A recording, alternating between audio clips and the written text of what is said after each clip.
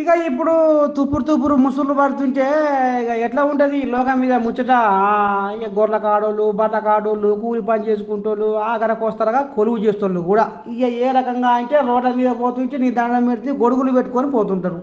ఎందుకంటే ఆయుధనాన్ని జలుబు జ్వరం దగ్గు సర్ది కాగలనని.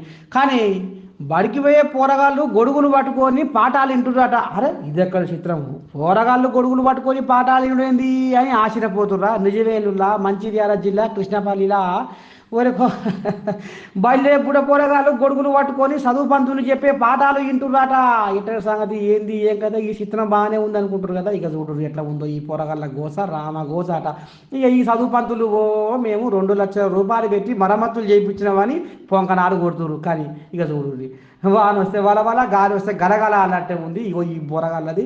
ఇగో ఈ బళ్ళే సంసారం. మరి ఎట్లా చేయాలనో ఏం చేయాలనో ఇప్పటికైనా మరి పై అధికారులు ఏ రకంగా స్పందించి మరి దీని మీద మరి చెడపడ వ్యవహారం ఏం చేస్తారో ఏం కదో కానీ జర బుడ పొరగాల మాత్రం ఆదుకోరయ్యో. మునిపే ఆనకాలము సర్ది జరాలు బట్టి దవాఖాన పాలు కాగల మీ చదువు చల్లకుండా పో.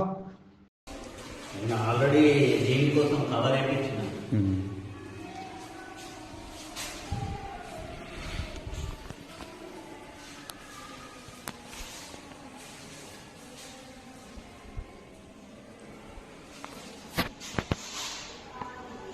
నీటి బిందువులు కూడా కనిపిస్తున్నాయి.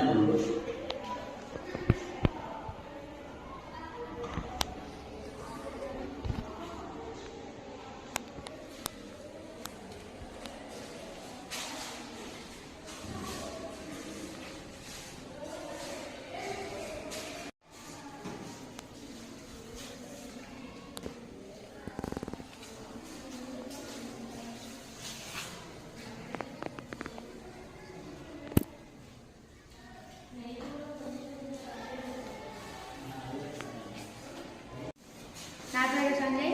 నేను 8th క్లాస్ చదువుతున్నాను. మా ఊరు కృష్ణపల్లి, మండలం జిల్లా మంచిర్యాల. జెడ్పీఎస్ఎస్ కృష్ణపల్లి నుంచి వెళ్ళి మా క్లాస్ ఉడవడం వల్ల మా బుక్స్ అన్ని నానినాయి. మా క్లాస్ అభివృద్ధి చేయాలని జెడ్పీఎస్ఎస్ కృష్ణపల్లి వారిని కోరుతున్నాను. నా పేరు శశాంక్. నేను 8వ తరగతి చదువుతున్నాను. మా గ్రామం కృష్ణపల్లి. మా స్కూల్ పేరు జెడ్పీఎస్ఎస్ కృష్ణపల్లి. ఈ క్లాస్ రూమ్లో మొత్తం వర్షం ప్రాబ్లం వల్ల వాటర్ పైనుంచి కురుస్తున్నాయి. కురవడం వల్ల మా బుక్స్ మొత్తం నానినాయి.